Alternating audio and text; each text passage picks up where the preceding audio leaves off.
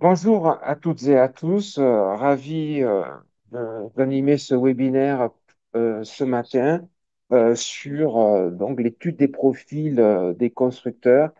Nous avons aujourd'hui un certain historique, hein, puisque nous avons une dizaine d'années de recul. Pour mémoire, à l'origine, quand nous avions lancé cette étude, c'était pour corroborer certains résultats des ratios distribution et notamment pour voir, en fait, pour faire un parallèle entre la santé économique des constructeurs et la santé économique du métier de la distribution.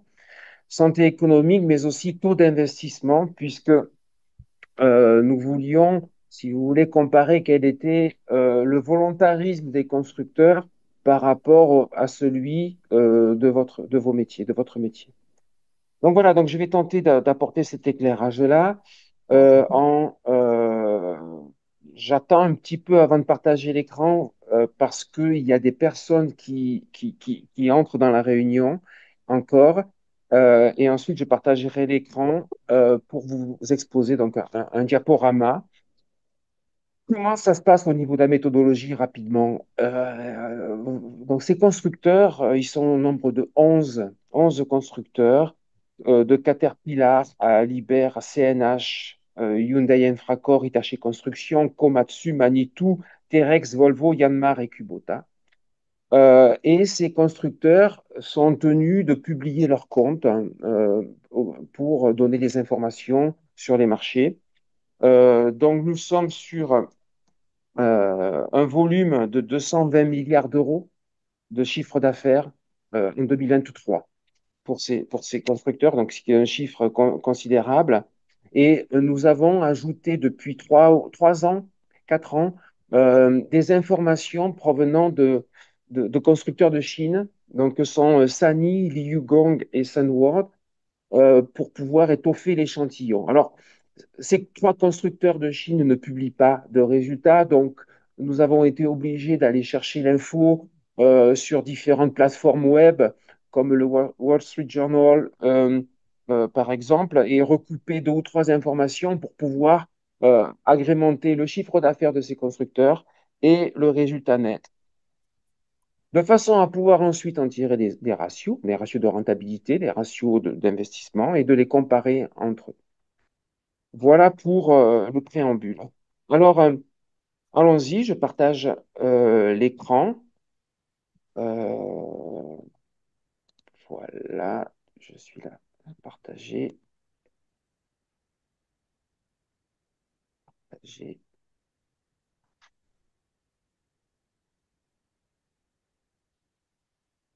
Voilà, donc vous devriez être à même de voir mon écran.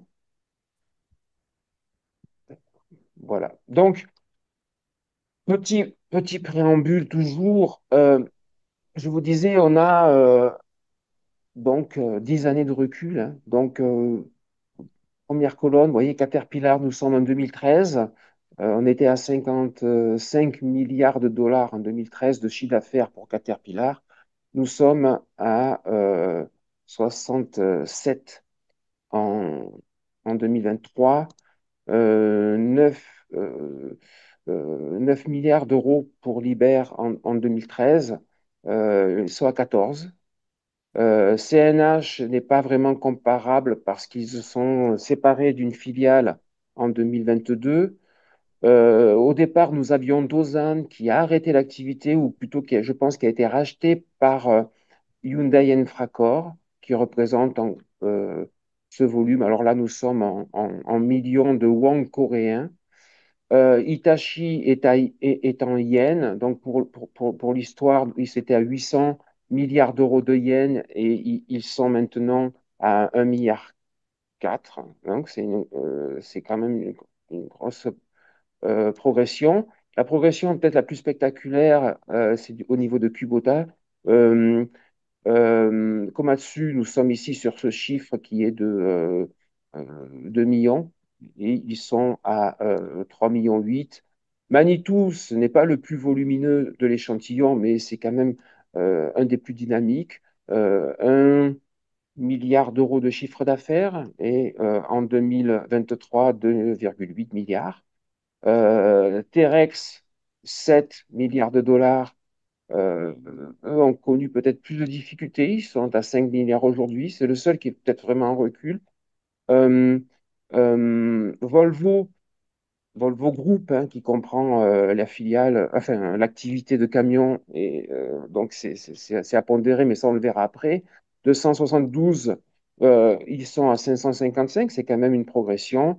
Yanmar 650, 1081. Donc on voit que l'ensemble de ces producteurs, de ces constructeurs ont quand même fortement progressé, et je crois que le plus remarquable est Kubota, on a 1508 ici et nous sommes à 3,20 ici, presque le double. Donc, ça, c'est pour l'introduction, je dirais, de leur activité sur 10 ans. En tout cas, on voit que sur l'ensemble, c'est un secteur qui est assez dynamique, au moins de ce point de vue de l'activité. Donc, allons-y maintenant dans le détail et dans la synthèse de la chose. Euh,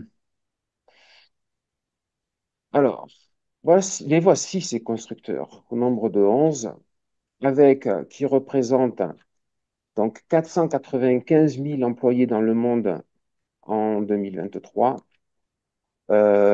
et 542 000 en incluant Sany, Gong et Sunwork. Nous voyons tout de suite que c'est pas une surprise que Caterpillar est le constructeur le plus volumineux en termes d'effectifs. Ce sera aussi le plus volumineux en termes d'activité. Et Caterpillar, c'est 23% des effectifs avec plus de, bon, je dirais, plus de 110 000 collaborateurs avec eux. L'évolution du chiffre d'affaires. Alors, chiffre d'affaires, 169 millions d'euros en 2014. Nous avons eu 3 années de croissance consécutive de 2017 à 2019, puis une baisse du CA de moins 15% eu égard à la crise sanitaire mondiale. Et depuis 3 ans, c'est un taux de croissance très remarquable. Nous allons y revenir. Et d'ailleurs, nous sommes à 220, donc je dirais 220 milliards d'euros de chiffre d'affaires en 2023. C'est encore une année record de ce point de vue. C'était déjà une année record en 2022. Donc, l'activité de ces 11 constructeurs, de ce point de vue, se porte très bien. Si nous rajoutons en gros 10 milliards d'euros des 3 constructeurs de Chine, qui représentent finalement 6% de l'échantillon, nous parvenons à donc 220 plus 10, 230 milliards d'euros de chiffre d'affaires. Nous remarquons pour la deuxième année consécutive la baisse de chiffre d'affaires pour Sany, hein, qui était à 14 milliards d'euros pardon, en 2021 et qui n'est plus qu'à 10 milliards d'euros de chiffre d'affaires en 2023. Maintenant, on va, on tente de pondérer l'activité constructeur parce qu'ils ne font pas que des engins de construction. Donc, par exemple, pour Caterpillar, on enlève leur filiale énergie et transport, leur filiale finance, on garde construction, autres. Pour Liber, on enlève automation, aéropace ferroviaire pour ne garder que les grues. Pour Volvo Group, on enlève les camions, les bus pour ne garder que l'équipement de construction, etc. Euh, et tout ça, ça nous donne ce graphe avec à gauche le CA total pour 2023 et en bleu le CA en rapport avec l'activité de constructeur. Donc nous voyons que les écarts les plus marqués, ce sont ceux de Caterpillar, qui ne font pas que des engins de construction, et surtout Volvo Group. Pour le reste, on a une majorité d'entre- de groupes qui font surtout des engins liés à votre activité. Sur les 220 milliards d'euros de l'échantillon, le volume d'activité, c'est 140 à l'activité de constructeur, soit une proportion de 64%. C'est une proportion qui est pas stable, mais cohérente d'une année sur l'autre. Alors, maintenant, quelle est la répartition de ces 140 milliards d'euros par constructeur? Eh bien, le dominant, c'est Caterpillar, avec 27% de chiffre d'affaires sur l'activité constructeur. Puis le second, c'est Komatsu, 17%, CNH, qui prend 15% de part de marché, et puis Kubota, 12%. Ce qui est intéressant, c'est de pouvoir aussi regrouper les entreprises qui utilisent la même devise.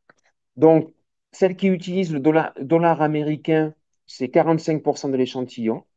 Donc, dollar américain, nous sommes sur Caterpillar, CNH et Terex. Donc, il gagne en représentativité, plus 2,5 points par rapport à 2022 déjà, l'année dernière.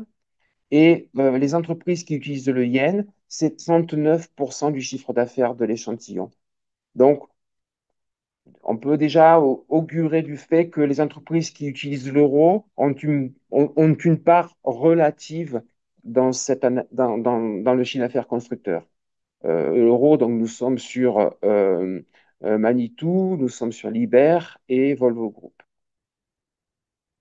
Euh, alors, nous avons des informations assez intéressantes pour pouvoir distinguer ce qui se passe au niveau de l'activité dans le monde.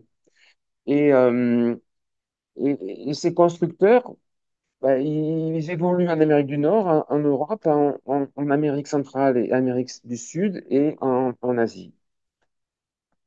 Donc, nous pouvons le faire pour 9 de ces entreprises, parce que les autres ne détaillent pas leur chiffre d'affaires. Alors, qu'est-ce que ça donne? En Amérique du Nord, tout d'abord, nous sommes à 37% d'activité mondiale constructeur en Amérique du Nord, ce qui représente un progrès remarquable depuis plusieurs années, puisque 37, nous étions l'an dernier à moins que cela. Je pourrais voir le détail, et l'année précédente encore moins. Donc, en Amérique du Nord, si vous voulez, c'est l'endroit du monde où ces 9 constructeurs progressent, et en particulier Caterpillar, bien sûr, qui reste le leader puisqu'il représente 37% de l'activité constructeur. Donc 37% de 37%. Donc, c'est Caterpillar, il domine. Ensuite, nous avons CNH et puis Kubota. Et là, il semble se jouer au travers de cette analyse, il y a, je dirais, des affrontements commerciaux, puisque Kubota gagne en représentativité sur ce marché. Ils étaient à 4,7 milliards d'euros en 2020. Ils ont progressé jusqu'à 7,3 milliards d'euros en 2023. Donc, c'est une petite baisse par rapport à 2022, mais ça reste nettement supérieur à précédemment. Et actuellement, Kubota, c'est 14% de part de marché en Amérique du Nord, suivi de près par Komatsu, d'ailleurs, 13%. L'ensemble de ce que j'évoque aujourd'hui est disponible dans une analyse, un fichier de synthèse qui est disponible auprès du DLR. Donc, tous les détails sont bien entendu présents dans cette analyse. Donc, forte progression de l'activité en Amérique du Nord. Il va y avoir des chantiers, hein, de la demande, de la demande forte, puisque ça reste un endroit du monde où cela se passe du point de vue de cette activité. Ensuite, nous avons l'Europe. Alors, l'Europe, c'est 24%, un quart, hein, de l'activité de constructeurs, et euh, 34 milliards d'euros, donc, et Caterpillar reste également le leader avec 20% de part de marché. C'est moins dominant qu'en Amérique du Nord, mais ça reste quand même, il reste quand même premier sur ce marché, suivi de près par CNH, 18%, et ensuite, nous avons Liber, 15%. D'ailleurs, de façon générale, il y a une meilleure représentation des entreprises européennes sur le marché européen, avec Volvo Group qui est à 11%, Liber 15%, je disais, et Manitou 6%. Autre région du monde euh, qui présente la particularité, Amérique centrale et Amérique du Sud, Caraïbes, euh, d'être beaucoup moins distincte en termes de constructeurs. C'est-à-dire que le marché est divisé principalement entre trois constructeurs. Nous avons Caterpillar qui reprend une position dominante, mais euh, partagée avec Komatsu. Komatsu fait 32% en Amérique centrale et du Sud, Caterpillar 30 et CNH 26. Donc, lorsque l'on additionne ces parts de marché de ces trois entreprises, on se rend compte que les six autres, finalement, ont une activité relative en Amérique du Sud. Laurent, excuse-moi, je crois qu'il y a des gens en attente dans la salle d'attente, si tu peux vérifier. Oui, je les admets. Hop, voilà. Bienvenue à ces nouveaux entrants. Hop. Dernière région du monde, c'est l'Asie continentale, le Japon et l'Océanie. Pareil qu'en Europe, nous sommes à en gros un quart d'activité euh, dans cette région du monde et le CA constructeur est également à 34 milliards d'euros. Ce n'est pas comme en Amérique du Nord où nous avons constaté une évolution d'activité, c'est un marché qui est relativement stable par rapport à 2021 et à 2022. Komatsu y est leader avec 24% de part de marché. Ensuite, Caterpillar tout de suite derrière avec 23%, puis Kubota avec 21% de part de marché. Derrière, on descend tout de suite à 7%, vous voyez? Donc 21 et 7% de part de marché pour Volvo Group. Donc, non, pardon, Hitachi Construction, 14%. Donc, c'est pas comme en Amérique centrale et du Sud, mais tout de même, ça présente un petit peu la même physionomie avec un marché qui est séparé entre moins de constructeurs que sur les autres régions du monde. Euh, donc, ce que l'on peut dire, c'est que sans, sans surprise, puisque Caterpillar est le leader, il est bien présent dans toutes les régions du monde.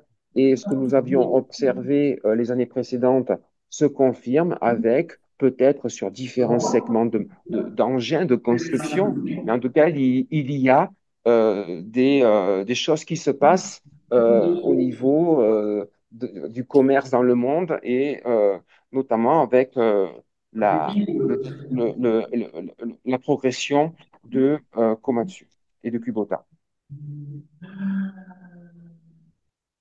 Voilà pour le chiffre d'affaires. Euh, donc, euh, on va essayer à chaque fois de faire un petit parallèle avec les ratios de distribution que je présenterai par ailleurs. En 2023, nous sommes à plus 4,3% de chiffre d'affaires pour le métier de la distribution par rapport à 2022. Donc, nous Laurent, voyons. Laurent, Laurent, Ouais, tu as peut-être moyen de couper, toi, les micros de certaines personnes, parce qu'il y a quelqu'un qui parle, là, ça fait un écho monstrueux. Moi, j'ai pas cette possibilité. Regarde si tu peux. On voit quand les micros sont coupés, et il y en a un qui a son micro qui est ouvert. oui, je Merci. regarde. Désolé. Non, non, mais je t'en prie. Euh, alors, attends, j'arrête le partage d'écran, que je revienne sur Zoom. Ou alors, c'est monsieur, comment il fait pour?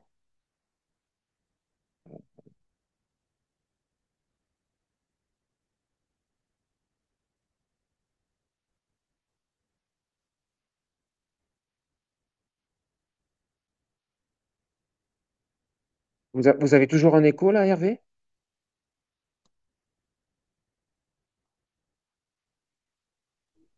Non, je pense que c'est bon, Laurent, tu peux continuer.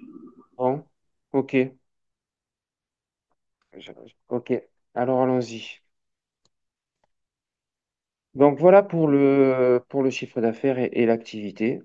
Donc les 11 constructeurs ont une progression d'activité manifeste avec un chiffre d'affaires record de 220 millions d'euros en 2023. Qu'en est-il de la rentabilité maintenant? Rentabilité que nous évaluons à deux niveaux, le niveau exploitation et rentabilité nette. Alors, rentabilité d'exploitation, on a l'équivalent à l'échelle mondiale de notre excédent brut d'exploitation français qui s'appelle le Gross Operating Profit ou alors l'Operating Profit. C'est ce que l'on trouve dans les états financiers et nous sommes sur une nouvelle fois un record 13,7% de résultats d'exploitation. Ça fait 30 milliards d'euros de rentabilité d'exploitation depuis 10 ans. Vous voyez la barre de cet histogramme, on a, on a un nouveau record. C'était déjà un record en 2022. C'est le plus haut niveau depuis 2014. Donc, c'est une rentabilité d'exploitation exceptionnelle pour, pour cet échantillon. C'est exceptionnel. Et le deuxième niveau, donc, c'est la rentabilité nette, c'est le résultat net. Donc, qu'est-ce qu'on a entre résultat d'exploitation et rentabilité nette? On a les amortissements, on a les charges financières, notamment. Et pareil, meilleur résultat net en volume depuis 2014, 22 milliards d'euros. L'année dernière, c'était déjà un record à 16 milliards. En 2021, c'était déjà un record à 15,6 milliards. Donc, du point de vue de la rentabilité nette, cet échantillon se porte très, très bien. Donc, rentabilité record à la fois en termes d'exploitation et de rentabilité nette. Si nous incluons, puisqu'on peut les avoir, les résultats de Sany, Liugong et Sunworld, nous passons à 23 milliards d'euros, 23,3. Donc, c'est à peine un milliard en plus, hein, peut-être 800 millions d'euros. Donc, on se rend compte que ces trois constructeurs, notamment le plus important qui est Sany, influent peu sur l'échantillon. Ils étaient de mémoire à 6% en termes de chiffre d'affaires. Donc là, on voit qu'ils influent de 800 millions. Donc l'histogramme serait à ce niveau-là, à la barre d'histogramme. Donc on voit que finalement, la contribution en matière de rentabilité nette de ces trois constructeurs est très modeste, notamment parce que Sany fait un résultat euh, net inférieur, hein. On avait vu qu'il y avait eu un repli de chiffre d'affaires, eh bien, il y a aussi un repli de la rentabilité nette. L'évolution du taux d'investissement. Alors, comment on le mesure, ce taux d'investissement pour nos constructeurs? Nous avons la possibilité de connaître les investissements, soit sur le statement of cash flow, le plan de trésorerie, où il y a l'affectation de la CAF et des entrées de trésorerie. Nous avons aussi des indications de recherche et développement qui sont dans le compte de résultat. On additionne ces volumes et on le divise par rapport à l'actif des bilans de l'année précédente. Euh, de ce point de vue, le calcul est un petit peu différent des ratios de distribution, parce qu'en distribution, on connaît la valeur de l'actif immobilisé. Là, ce n'est pas le cas. On a l'actif total. Donc, j'ai essayé, si vous voulez, pour pouvoir comparer les choses en 2023, d'appliquer le même formule de calcul pour la distribution. Nous serions à 9,4% en 2023 pour la distribution. Les constructeurs sont à 5,4%. Euh, donc, le métier de la distribution en 2023 investit plus que que ces 11 constructeurs. D'ailleurs, on se rend compte que ce niveau d'investissement est relativement stable d'une année à l'autre, hein. On est entre la barre de 4 à 5,5. Euh, je marque ici le terme de décorrélation avec le taux d'activité. Euh, et c'est-à-dire que, oui, c'est une courbe relativement stable dirais presque euh, sans aspérité, hein, par rapport à la courbe de chiffre d'affaires. Donc, en d'autres termes, la politique des constructeurs est indépendante en termes d'investissement de leur croissance. Alors que ce n'est pas exactement le cas dans nos métiers, qu'ils soient loueurs, distributeurs ou de manutention. Euh, En moyenne, depuis 2014, on est à 4,5% d'investissement pour les 11 constructeurs. Et en 2022, c'est 16 milliards d'euros. Donc, si il y a un parallèle à faire entre les 11 constructeurs et qui, je comprends, peuvent pour certains d'entre vous être vos partenaires, hein, eh bien, les 11 constructeurs n'investissent pas autant que vos entreprises dans le métier. Et ça se vérifie donc cette année, mais ça se vérifie aussi les années antérieures.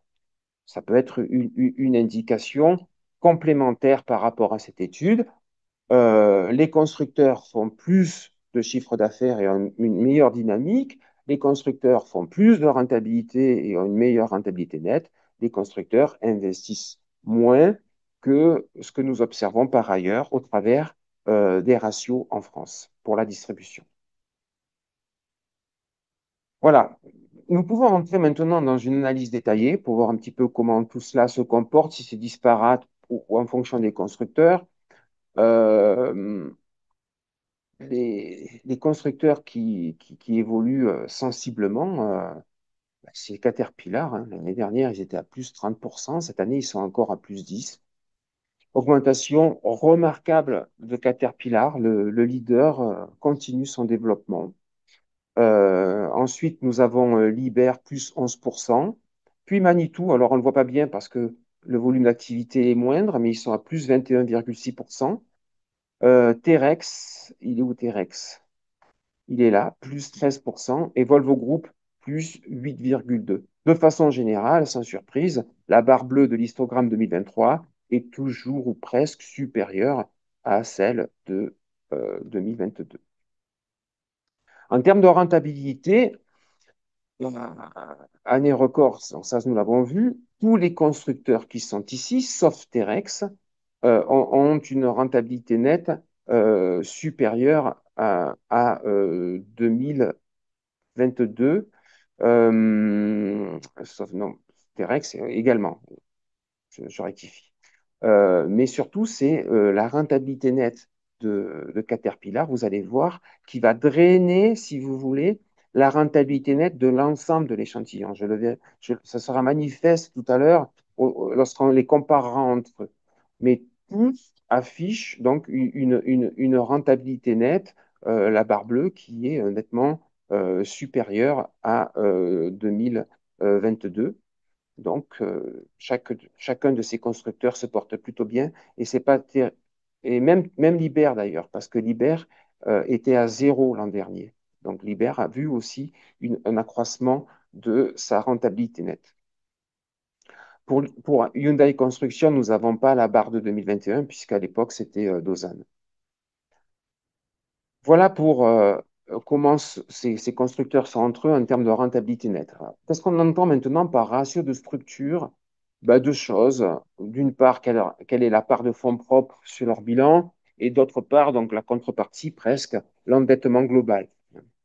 Et là, il y a un sujet. Il y a un sujet qui est là à nouveau, c'est une surprise parce qu'on ne change pas de modèle de structure aussi facilement d'une année sur l'autre, mais nous nous rendons bien compte que les groupes les plus endettés sont toujours, surtout Caterpillar, surtout Volvo Group et aussi CNH, bien sûr, mais dans une moindre mesure parce qu'ils sont moins volumineux.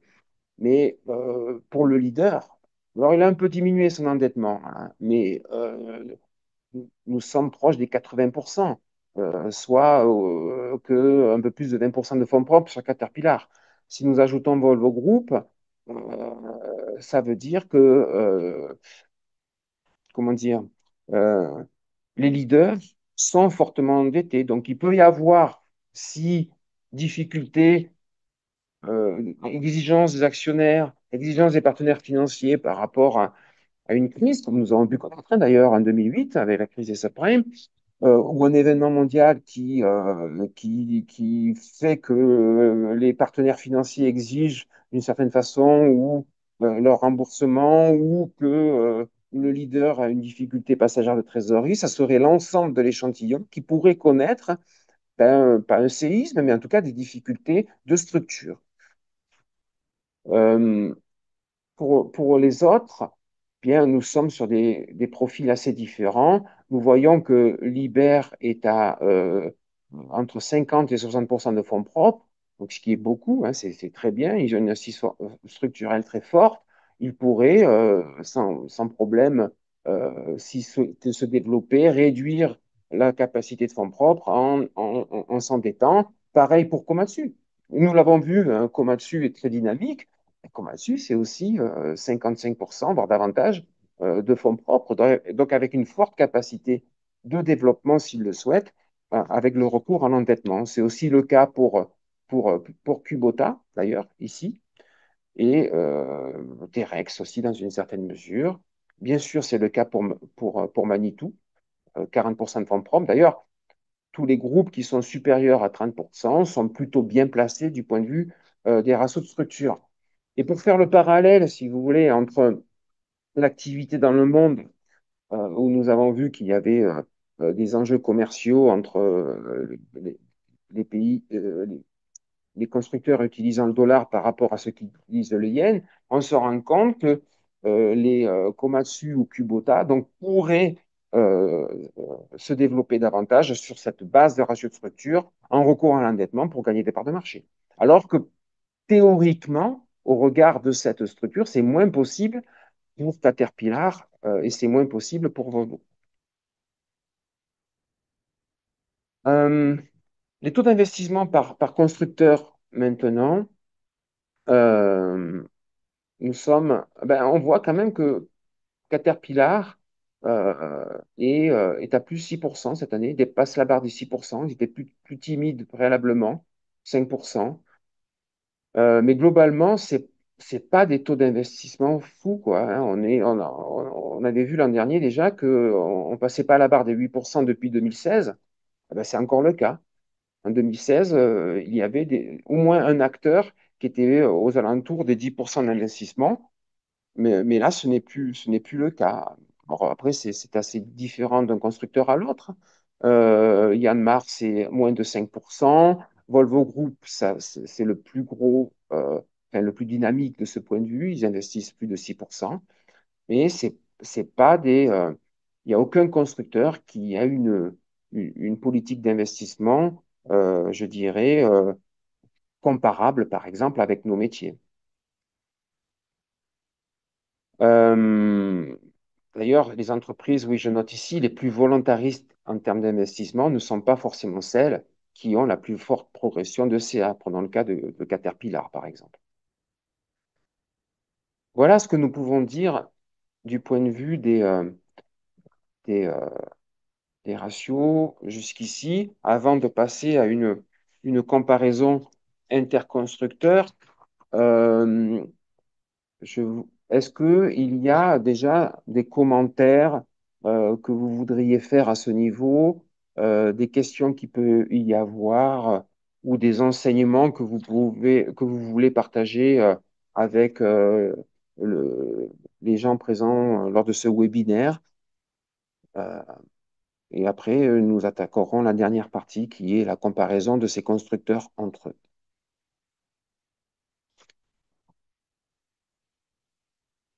Non?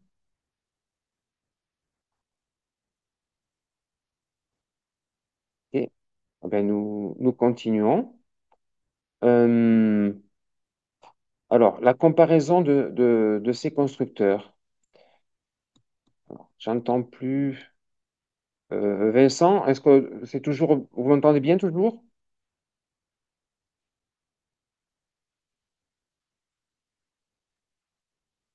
Oui, oui, on vous entend bien. Ok, merci beaucoup. Alors, la comparaison de ces constructeurs entre eux. Nous avons quatre graphes de la sorte. Le premier, c'est le dynamisme économique, ce que nous appelons en axe des abscisses le taux de progression du chiffre d'affaires, avec ici le, une ligne qui représente la moyenne et le taux de rentabilité d'exploitation avec pareil la ligne qui représente la moyenne. Ben, en termes de dynamisme économique, c'est une situation donc remarquable. Nous l'avions vu, et vous voyez que Caterpillar est fait partie est la star de ce dynamisme économique en 2023, puisqu'il est dans le carré supérieur droit, avec un taux de progression de chiffre d'affaires juste sous la barre des 10% et une rentabilité d'exploitation proche des 20%. C'est quand même exceptionnel. Du côté gauche, c'est-à-dire ceux qui n'ont pas de progression de chiffre d'affaires ou moins, mais qui par contre, sont assez rentables, on trouve Komatsu, pardon. Du côté gauche, toujours, c'est-à-dire ceux qui sont moins dynamiques que les autres, soit parce qu'ils ont moins de progression. Il y a CNH, Hitachi et Kubota qui sont entre 0 et 5% de progression de chiffre d'affaires. Par contre, ils ont une très belle rentabilité d'exploitation, entre 10 et 14%. Dans le carré en bas à droite, c'est-à-dire ceux qui sont bon, Volvo et Terex ont une très bonne rentabilité d'exploitation, si vous voulez, mais un peu moins que Caterpillar et Komatsu. Belle progression de chiffre d'affaires, en tout cas supérieure à la moyenne. Manitou, donc très belle progression du CA aussi en 2023. D'ailleurs, c'est la première, hein, avec 21,6%. Liber.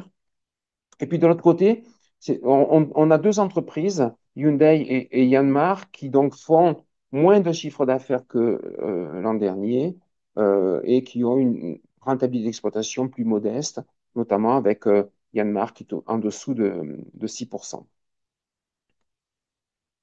Deuxième graphe, c'est ce qu'on appelle le dynamisme structurel. Alors, qu'est-ce qu'on a ici? D'un côté, on a le ratio de résultat net sur CA, donc la rentabilité nette, qui est légèrement au-dessus de 10% en 2023, et de l'autre, la part des fonds propres pour l'échantillon, qui est en dessous, légèrement en dessous des 35%, doit être à 33% de mémoire.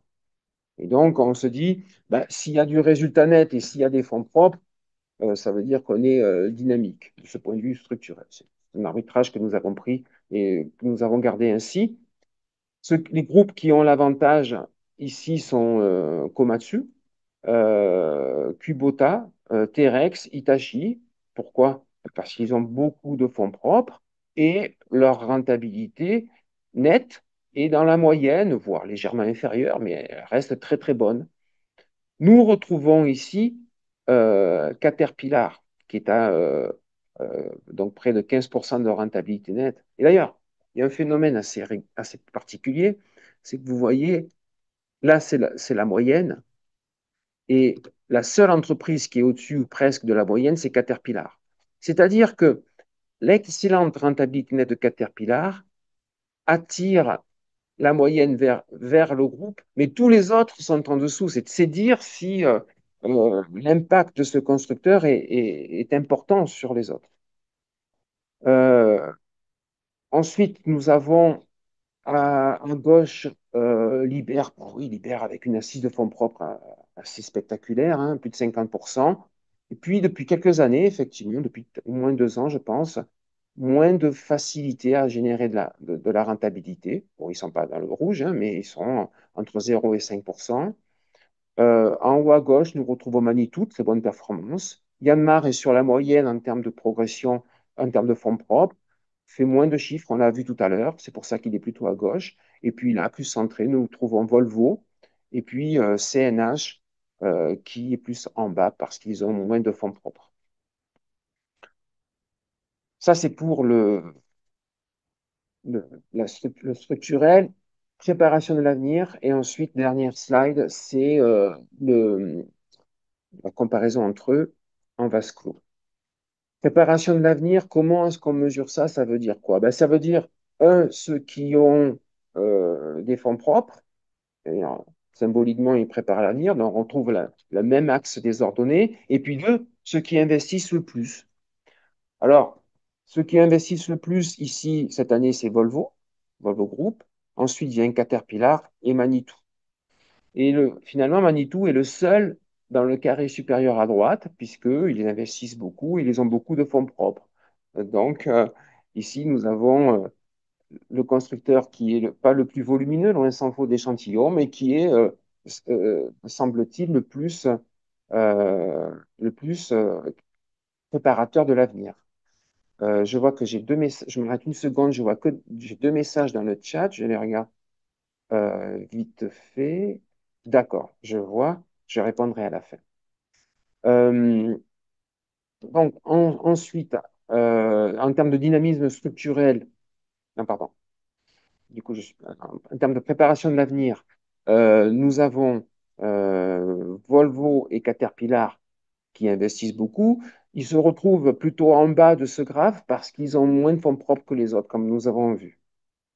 Euh, à gauche, en haut à gauche, c'est-à-dire ceux qui pourraient investir parce qu'ils ont des fonds propres et qui sont relativement modestes par rapport à la moyenne, même inférieurs à la moyenne, nous trouvons les entreprises comme Komatsu, Liber, Terex, Kubota, Hitachi, Hyundai et Yanmar. Ça fait quand même 1, 2, 3, 4, 5, 6, 7 entreprises sur 11.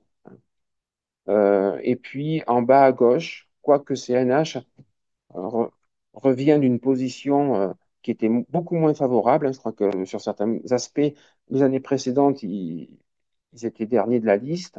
Ben, ils regagnent en vigueur, puisqu'ils sont ici dans la moyenne en termes d'investissement, mais ils ont encore pas mal d'endettement également. Alors, maintenant, en termes de comparaison interconstructeur, ça sera la dernière slide.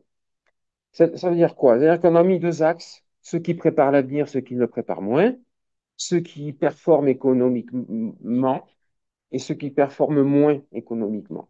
Eh bien, c'est Manitou qui s'érige seul en star de l'échantillon ici. Ils préparent l'avenir et ils sont performants. Volvo Group, très bien placé, en deuxième position, et Komatsu, également très bien placé dans le carré à droite, mais avec une performance économique inférieure aux deux premiers. Comme en 2022, Terex reste bien placé avec une très bonne performance économique et se situe, cette ligne, c'est la médiane là. Donc, ils sont sur la médiane en termes de préparation de l'avenir, Terex. Il y a une, deux, trois, quatre, cinq entreprises qui font mieux que Terex en termes de préparation de l'avenir et une, deux, trois, quatre, cinq entreprises qui font moins bien. Ensuite, nous avons Kubota qui parie sur l'avenir, mais qui affiche une moins bonne performance économique que les autres, voilà, en termes sur la médiane, et Liber qui n'est pas forcément bien placé en termes de performance économique ici, et ils sont sur la médiane en termes de préparation de l'avenir. CNH, nous avons vu, ils progressent depuis 2022. Ils sont sur la médiane en termes de préparation, en termes de performance économique, pardon. Ils sont sur la médiane. Ça, c'est une belle progression de CNH. Par contre, en termes de, de, de, de préparation de l'avenir, bah, ils préparent moins que les autres du fait notamment de leur endettement. Les entreprises qui sont le moins bien placées par rapport aux autres, il y en a trois, avec Hyundai Infracore, Hitachi Construction et Yanbar qui est en bas à gauche, donc à l'opposé de Manitou. Euh, voilà, donc on se rend compte tout de même, enfin j'espère que c'est suffisamment clair, que nous avons un groupe de constructeurs très dynamiques sur un marché porteur, avec toutefois des disparités, ce qui est bien normal quelque part, entre eux, lorsqu'on les compare par rapport aux autres. Pour terminer, je rappelle juste les faits marquants de cette présentation. Nous avons tout d'abord un chiffre d'affaires record en 2023. C'était déjà le cas en 2022. Nous avons de nouveaux records aussi en termes de rentabilité nette, 2023 et 2022. Le taux d'investissement n'est toujours pas plus volontariste pour autant. Endettement toujours très important chez les gros faiseurs, Caterpillar et Volvo Group, et CNH aussi. Et puis, une baisse de chiffre d'affaires et de rentabilité nette pour Sany Heavy Industries 2022. Voilà pour cette présentation. Je me permets juste de rappeler que tout cela est extrêmement détaillé dans le rapport de synthèse disponible auprès de DLR. Je suis à votre disposition pour des questions éventuelles. Je vais d'abord voir celles qui sont dans le chat, voir si je peux y répondre. Alors, il est où le chat ici? Voilà. Alors, bonjour. Si le chiffre d'affaires augmente, le total des investissements augmente également, même si le pourcentage reste le même. Pierre, que voulez-vous dire ici?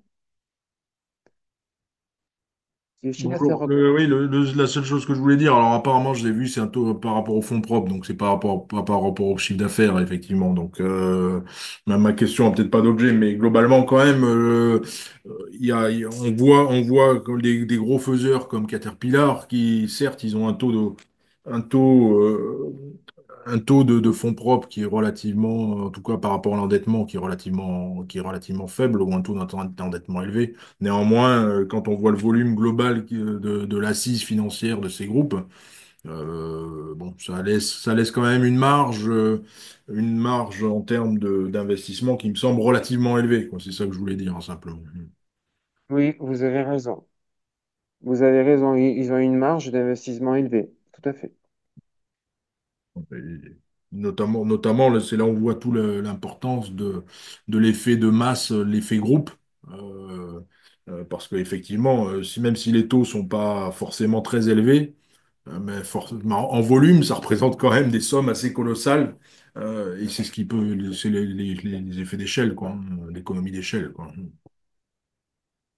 Oui, tout à fait.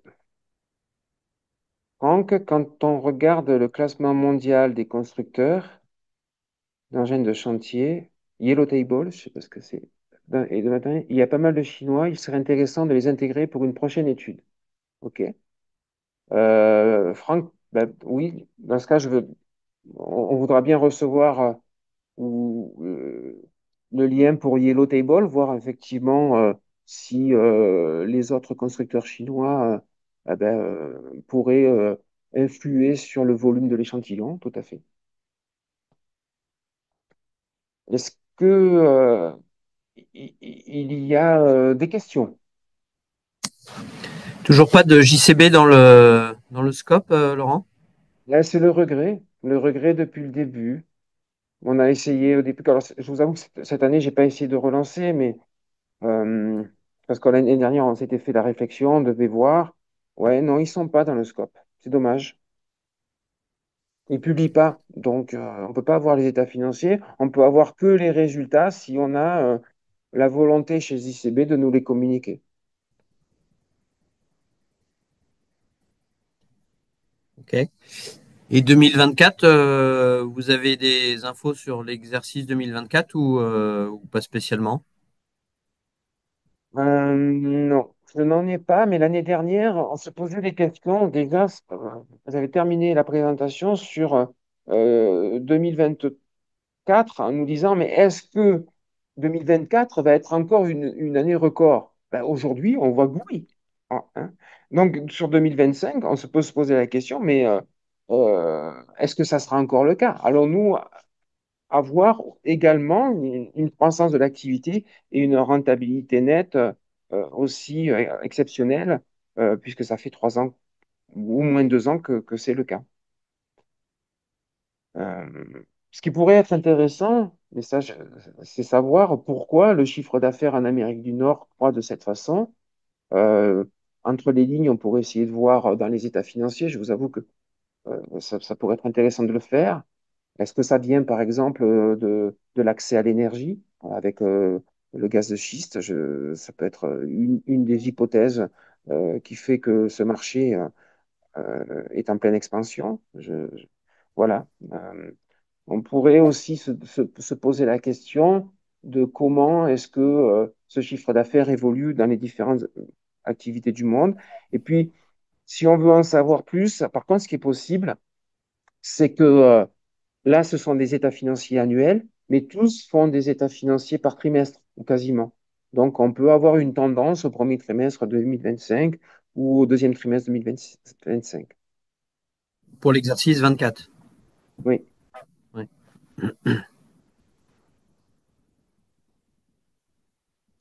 Est-ce que, moi j'ai une question, quels sont les enseignements que vous pouvez retenir de cette présentation pour votre métier?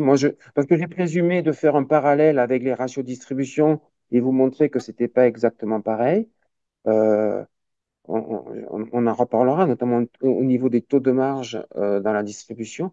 Comment est-ce que vous recevez cette synthèse? Ça vous permet de mieux pouvoir vous positionner par rapport à ces constructeurs? Moi, Laurence, donc c'est Nicolas. Pour ma part, je découvre un peu ces études. Je n'avais pas participé les autres années. C'est vrai que je suis quand même relativement surpris de découvrir ces chiffres. C'est vrai que les constructeurs nous bassinent très souvent que, ils ont des marges très réduites, que c'est très difficile, que l'activité est tendue. Et au final, dans les chiffres, on voit qu'en fait, il y a une progression depuis 3 ans de façon quand même très importante de la rentabilité des constructeurs, alors même que les distributeurs, eux, ont subi des pertes de marge relativement importantes du fait de la pression des fabricants à nous imposer des prix très élevés et en nous disant que de toute façon, compte tenu des coûts des matières, ils n'avaient pas le choix, que c'était la survie de leur outil de production et qu'au final, ces chiffres montrent bien que les gagnants de tout ça, ça a été les constructeurs. Ok, Ok. Merci Nicolas pour votre retour.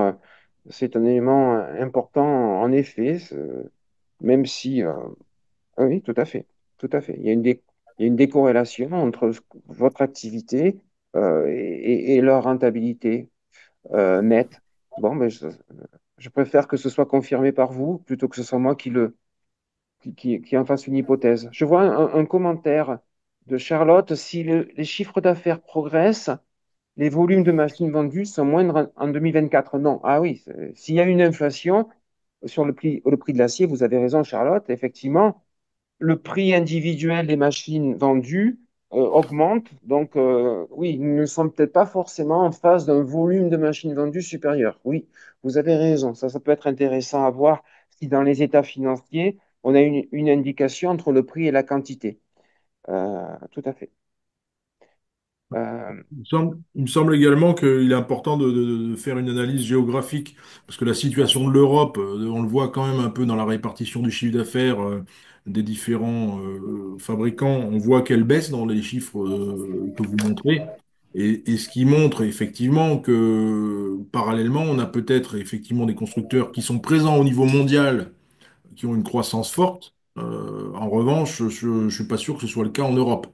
Et c'est peut-être notamment ce qui explique plus ou moins la faible rentabilité de Liber, qui est plutôt présent, assez présent en Europe, euh, alors que bah, des constructeurs comme Caterpillar, très présents aux États-Unis, très présents en Asie, là ont des rentabilités fortes, ce qui tendrait à corroborer effectivement bah, que la rentabilité, elle se fait pas forcément en Europe, mais elle se fait ailleurs.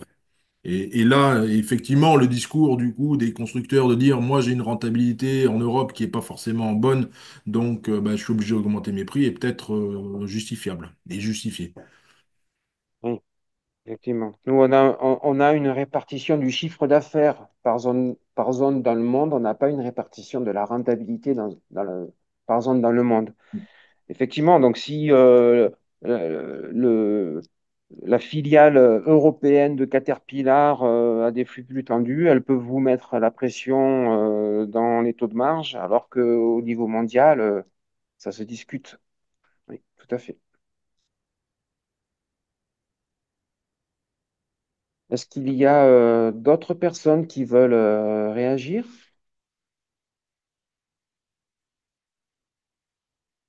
Bon. Euh,